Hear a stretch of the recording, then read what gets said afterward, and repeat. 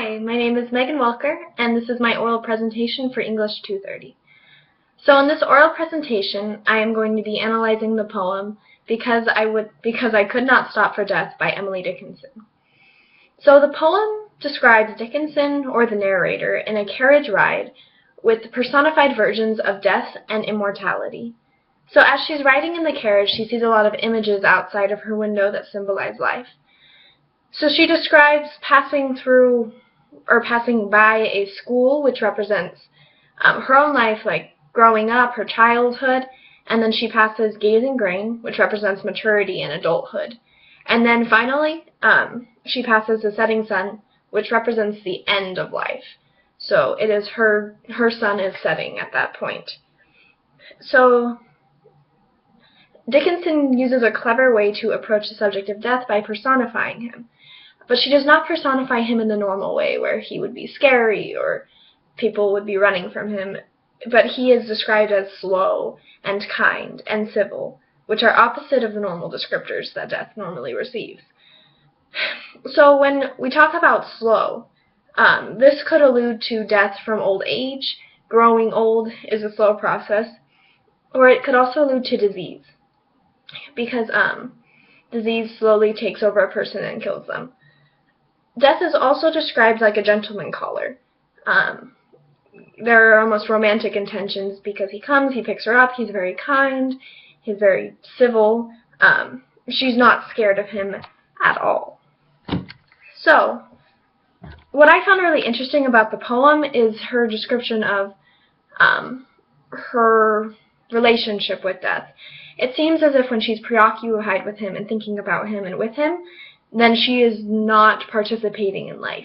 Throughout the poem, in the carriage, she is just watching life go by, which I find very interesting, because when people are preoccupied with death and that's all they're thinking about, then they are not experiencing life fully, and just like her, they are just watching out the window as life goes by.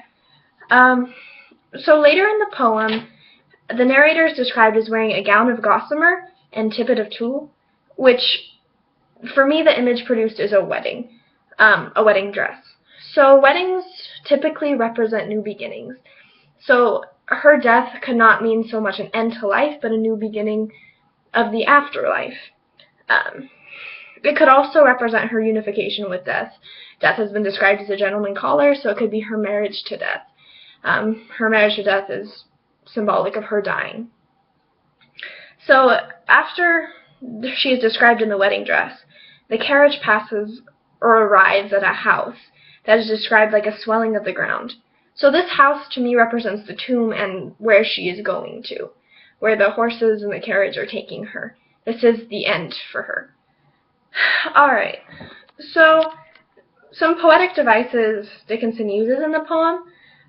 She uses alliteration. A lot of the words like gazing grain, setting sun. She says, gossamer my gown, my tippet only tulle. She uses this a lot to create the language and make it beautiful.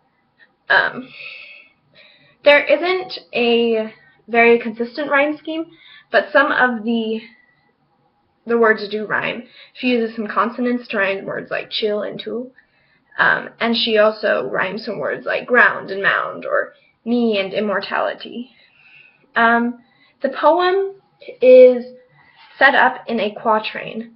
So it is put into five four-line stanzas, and it is very beautiful, and there is repetition. When she describes passing, she writes, we passed the fields of gazing grain, we passed the setting sun.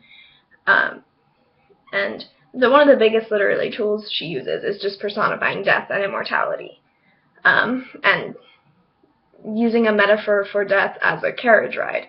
I guess it's a metaphor for life too. So what's really interesting is the tone here. Even though it's talking about a topic so controversial like death, she is not scared, she is not worried, but it seems like a calm and pleasant experience.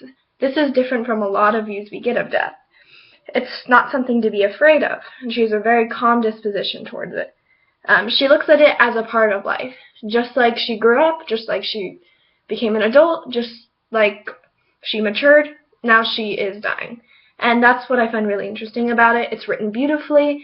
it's a very interesting look on what death is and why we shouldn't be scared of it. Alright, well, thank you for listening, and that was a poetic analysis of Because I Could Not Stop for Death by Emily Dickinson.